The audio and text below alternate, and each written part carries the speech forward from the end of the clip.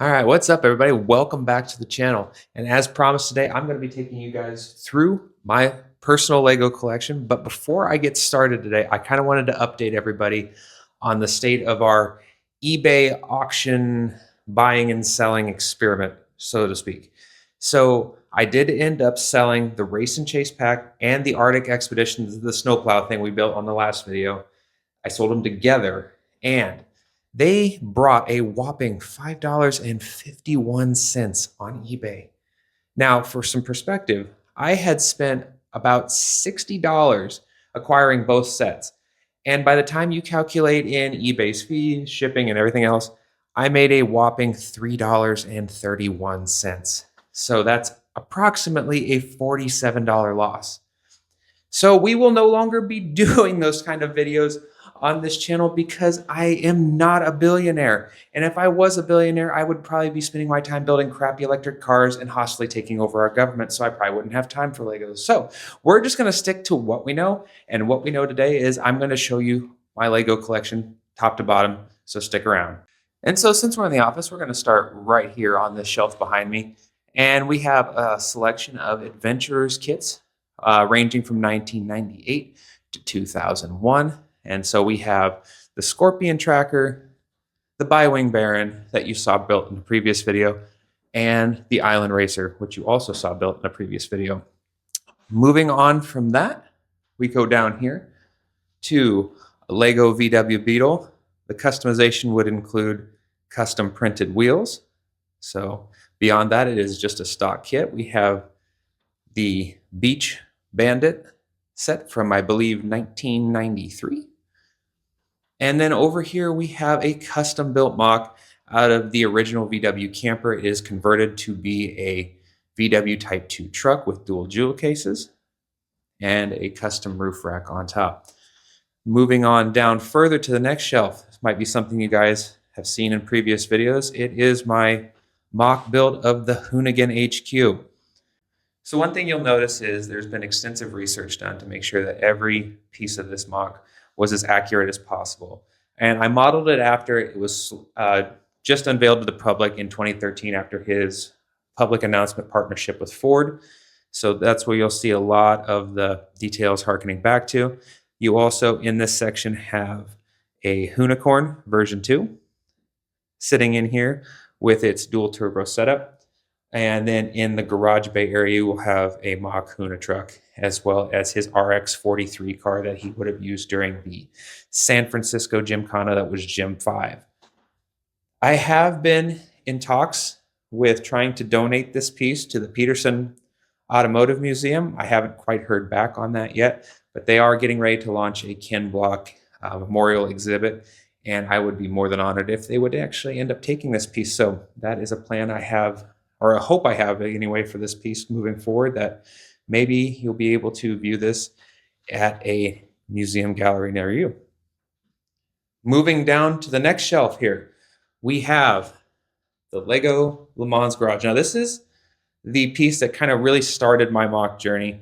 I just really wanted a way to, I had a bunch of these 6-wide Speed Champion cars at the time, and I wanted a really good way to display them.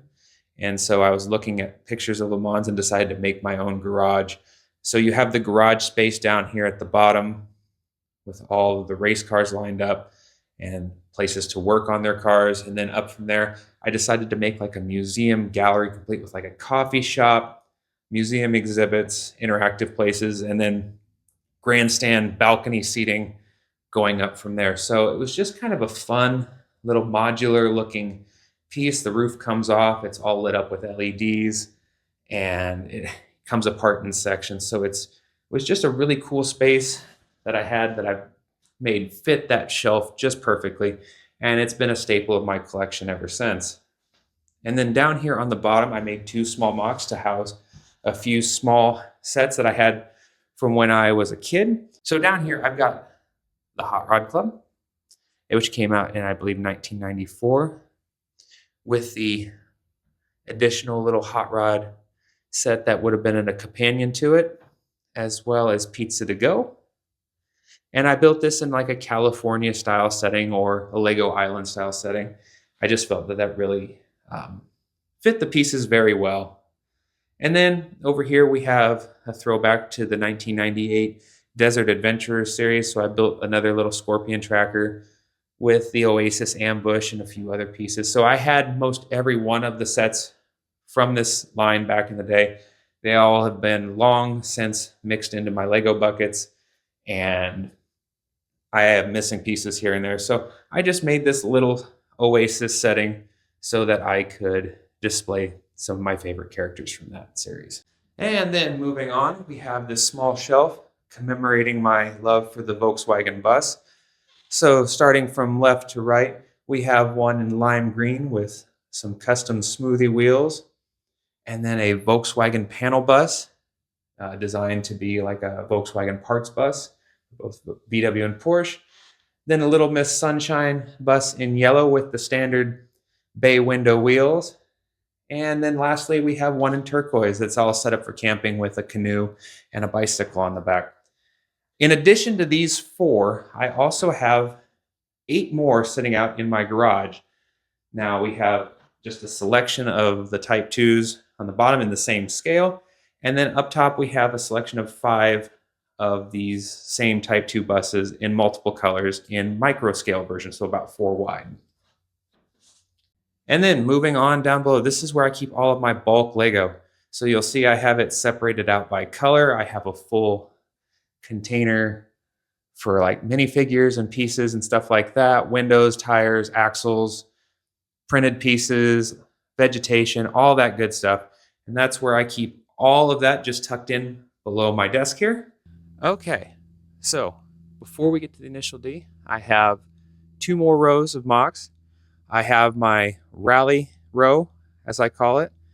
I'm a big fan of rally, and so these are some of my favorite mocks I have in my collection / Lego kits. So we start with the Mini, going up to the Fiesta with custom wheels, and then the big John Cooper Works X Mini.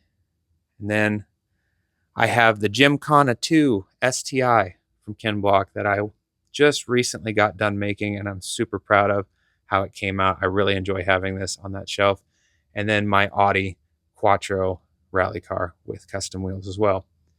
Then moving up, because I'm a big camping safari rally enthusiast, we start over here with my custom mock of the Land Rover. And so I decked it all out with like camping equipment, put it on big tires and wheels. And I built this for like a TikTok video back in the day. Then we have a special piece. This is Adam LZ's Safari GTR he built for his, I think he was doing a Zoomies promo. So it's got his BMX bike. It's got the custom wheels he put on it, tried to match the colors and the livery to be spot on as possible.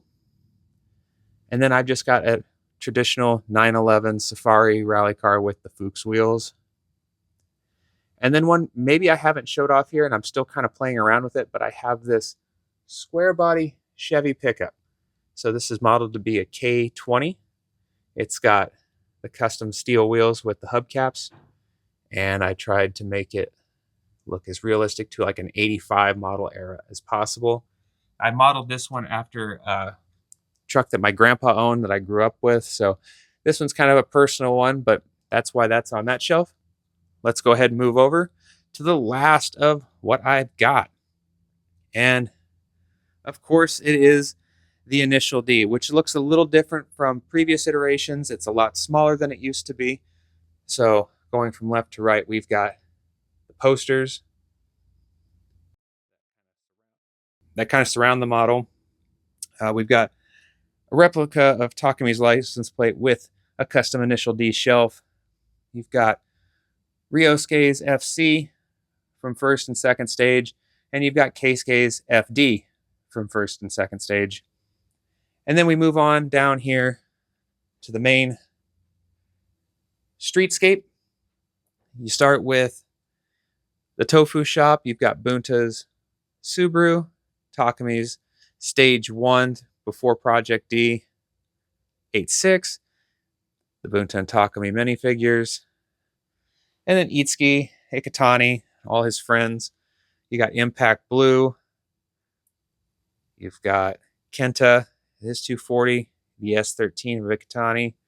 and Eatskis 85 in the back at the gas station, which was a custom mock we designed for this project, as well as this building right here. Over in the left, you've got two Kata buildings that I incorporated into the streetscape just to give it a little more urban feel. And then the family's restaurant over here, and you can see back in the back, you've got the Cappuccino, and then, of course, the Mercedes guy, because why wouldn't he be in Aquino? Moving on down, you've just got three more of the Kata Japanese modulars on this shelf.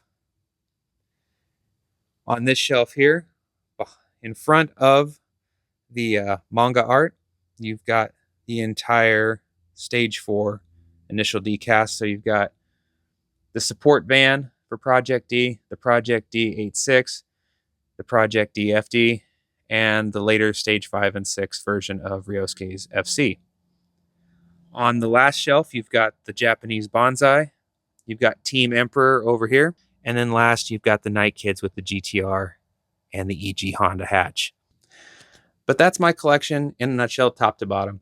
And the reason I'm showing this to you guys is because a majority of this collection, I wanted to let everybody know, is for sale right now. The reason being is I'm just looking to kind of downsize my collection, have some money set aside to make new stuff in the future, so I can continue to fund these builds, and then just to kind of downsize some space because we're looking to do a little more outside of the Lego hobby than we had been previously. So if you're interested in any of the Lego sets you've seen, you can get a hold of me on my Instagram. It's Marlon the Miata on Instagram. You just send me a message. I'll check my request to make sure it didn't get dumped in there. And we'll see about if you want something for your collection, just hit me up. If you're a long way from where I live, I might be able to do some delivery. I figure $2 a loaded mile if I have to deliver something, or if I can ship it, that would be ideal for both of us. But if you're just curious what shipping would kind of look like, just factor in zip code 50208 into your shipping calculations, and that should give you an idea of what you would be looking at. But that's it for this video. Thanks for tuning in. Thanks for checking out all of my mocks and my Lego creations. So until I see you guys in the next video, happy building. Take care.